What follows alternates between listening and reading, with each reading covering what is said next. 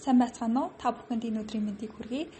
Хадгалан зэлийн хоршооны нэгтлэн бодох бүртгэлийн 9. Хадгалан зэлийн хоршооны үйл ажиллагаа эрхлэхэд тавигдах нөхцөл шаардлагын 2.1.7. Хадгалан зэлийн хоршооны үйл ажиллагааны зохистой харьцааны шалгуур үзүүлэлтийн 6.2 тус заасны дагуу хадгалан зэлийн хоршоод улирал бүрийн дараа сарын 10-ны өдрийн дотор улирлын санхүүгийн тайланг хороонд ирүүлдэг. Санхүүгийн зохицуулах хараанаас хадгалан зэлийн хоршоодод зориулан улирлын санхүүгийн тайлан илгээхтэй холбоотой түгээмэл гардаг алдаанууд болон мастер файлыг илгээх зааварчилгааг цувралаар бэлтгэн үргэлж байна. Энэ удаа та бүхэнд мастер файлыг хаанаас татан авч хэрхэн илгээх зааварчилгааг хүргэж байна. Хадгалан зэлийн хоршоод улирал бүрийн дараа сарын 10-ны өдрийн дотор улирлын санхүүгийн тайланг захин болон хэвлэмэл байдлаар хороонд ирүүлэх үүрэгтэй ба тайланг илгээхдээ мастер файлыг улирал бүр хорооны захин хуудасны захин тайлан хэсгээс шинээр татан авч илгээнэ. Хадгаламж зэлийн хоршоод санхүүгийн тайлангийн мастер файлыг улирал бүр тайлан илгээхдээ шинээр татаж авах ёстой. За тэгвэл мастер файлыг хэрхэн татан авах талаар зааварчилгааг та бүхэнд өгье. Санхүүгийн зэтэл хорооны захин хуудас болох www.frc.cig имэйл хаягаар нэвтрэн орно. Вебсайтын энэ хэсэг маань зөвшөөрлийн захин систем, захин тайлан, зах зээлийн мэдээллийн сан, компани засаглал, compliance, таны санхүүгийн боловсрол, эрх зүйн актууд болон өргөдөл гомдол гэсэн хэсгүүдээс бүрдэнэ. За энэ хэсэг маань гүдэг тул та бүхэн суман дээр дарж хайх боломжтой бөгөөд захин тайлан хэсэгт дарна. Захин тайлан хэсэгт дарснаар шинэ цонх үүсэж санхүүгийн зохицуулах хороонд тайлан ирүүлэхтэй холбоотой анхааруулга гарч ирнэ. Та бүхэн анхааруулгатай танилцаж мастер файлыг энд дарж татан авна уу гэсэн хэсэгт дарснаар мастер файл зэс рүү шилжинэ. За энэхүү зэс маань мастер файлаар тайлангаа ирүүлэхтэй холбоотой анхааруулгууд мөн одоо санхүүгийн зохицуулах хорооны зохицуулалттай этгээдүүдийн мастер файлууд мөн тайланг мастер файлаар илгээх стандарт анхаарах зүйлсээс бүрдэнэ.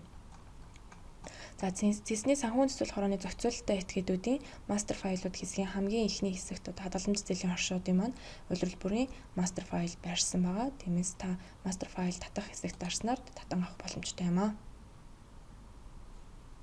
Мастер файлыг татан авсны дараа мастер файлыг нэрлэх шаардлагатай бөгөөд эрхэм нэрлэх талаар зааварчилгааг танд өгье. За ингээ мастер файл маань SCCN-XXXQ0QYYY гэсэн хэм нэршилтэй байдаг. За энэ нэршлээс XXX-ийн оронд бол хадгаламж зэлийн хоршоо маань өөрийн регистрийн дугаарыг Q-гийн ард буюу 0Q-гийн оронд тайланд улирлын тоог, YYY-ийн оронд бол тайланд жилийн тоог оруулан нэрлэдэг байгаа. За үүнийг санхүүгийн зохицуулах хорооноос хэлбэрчлэх зорилгоор улирал бүр тайланд улирлын тоог шинжилэн мастер файлыг байршуулж байгаа тул та зөвхөн XXX-ийн оронд өөрийн хадгаламж зэлийн хоршооны дугаарыг нөхөн оруулна гэсэн үг. За жишээ дурдах юм бол 1 2 3 4 5 6 9 гэсэн регистрийн дугаартай хадгаламж зэлийн хоршоо 2021 оны 4-р улирлын санхүүгийн тайланг илгээх гэж байгаа гэж бодъё. Тэгвэл зөвхөн XXX-ийн оронд 1 2 3 4 5 6 9 гэд өөрийн хоршооны регистрийн дугаарыг оруулан нэрлэнэ гэсэн үг. За ингэснээр SCCN 1 2 3 4 5 6 9 Q04 2021 гэж нэрлэнэ. Тайлан шивсний дараагаар тайлан илгээх DCS системд хэрхэн нэвтрэх талаар зааварчилгааг та бүхэнд өгье. За ингэхдээ мөн л адил санхүүгийн зохицуулах хорооны www.frc.cig имэйл хаягаар нэвтрэн орно. Мөн захин тайлан хэсэгт дарж орсноор анхааруулга зэс гарч ирнэ. Ингээд тайлан мастер файлаар ирүүлэхдээ захим шуудангаар буюу мэйлээр илгээхгүй вебээр ирүүлэх товчийг дарна. Тайлан хүлээн авах DCS системд нэвтрэн орно гэсэн байна. Тэгэхээр вебээр ирүүлэх товчийг дарснаар та тайлан илгээх DCS системд нэвтрэн орж байгаа юм аа. За мөн энэ DCS системийн линкийг одоо энэ бичлэгний доор оруулсан байгаа тул та бүхэн тус линкэн дээр дарснаар шууд нэвтрэн орох боломжтой. За DCS системд нэвтрэн орохдоо хорооны мэдээлэл технологийн хэлцээс DCS тайлан хүлээн авах систем танай хадгаламж зэлийн хоршооны бүртгэлийг үүсгэн нэвтрэх нэр нууц үгийг өгөх бөгөөд та хэрэглэгчийн нэр хэсэгт өөрийн хадгаламж зэлийн хоршооны регистрийн дугаарыг нууц үг хэсэгт хорооноос өгсөн нууц үгийг оруулан нэвтрэх боломжтой. За хорооноос өгсөн нууц үгийг нэвтрэн орсны дараа заавал солих шаардлагатайг анхаарна уу. Ингээд түрүүний дурдсанчлан 1 2 3 4 5 6 9 гэдэг регистрийн дугаартай хадгаламж зэлийн хоршоо.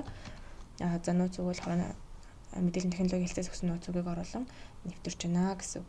За ингээд нууц үгийг солихдоо та өөрийн хоршооны нэр бүхий энэ баруун дээд булан дах зэсийг нээж нууц үг солих хэсэгт орсноор хуучин нууц үгийг дурдаж шинэ нууц үгийг оруулж шинэ нууц үгээ баталгаажуулан хадгалснаар нууц үгээ шинжлэх боломжтой юм аа. За одоо та бүхэнд мастер файлыг эрхэн илгээх талаар зааварчилгааг өгье. За ингэхдээ ачааллах хэсэгт орж add files товчийг даран бэлэн болсон мастер файлыг сонгон open товчийг дарна.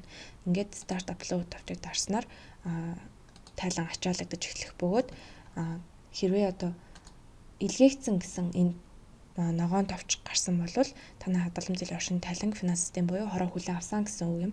Хэрвээ тайлан илгээгдсэн гэсэн ногоон төлөвч шилжээгүй, илгээгдээгүй гэсэн юм улаан төлөвч шилжсэн эсвэл татгалзсан одоо гарын үсэг, буруу зэрэг бусад төрлийн одоо алдаа заасан байх юм бол та бүхэн тухайн алдааг засварлан илгээгдсэн гэсэн ногоон төлөвч шилждэл дахин илгээх шаардлагатайг анхаарна уу? Алдаа гарсан тохиолдолд хэрхэн шалгах, хэрхэн засварлах талаар дараагийн хичээлээс үзэх боломжтой бөгөөд доор байршуулсан линкүүдээр орж тухайн хадгалан зэлийн оршуудын улирлын санхүүгийн тайлан ирүүлэх зааварчилгаа, хадгалан зэлийн оршуудын улирлын санхүүгийн тайлан илгээхэд гардаг түгээмэл алдаа түүнийг засварлан илгээх талаар уншиж танилцах боломжтой. За энэ удаа та бүхэн мастер файлыг хаанаас татан авч хэрхэн илгээх тухай ойлголттой боллоо. Анхаарал хандуулсанд баярлалаа. Танд амжилт хүсье.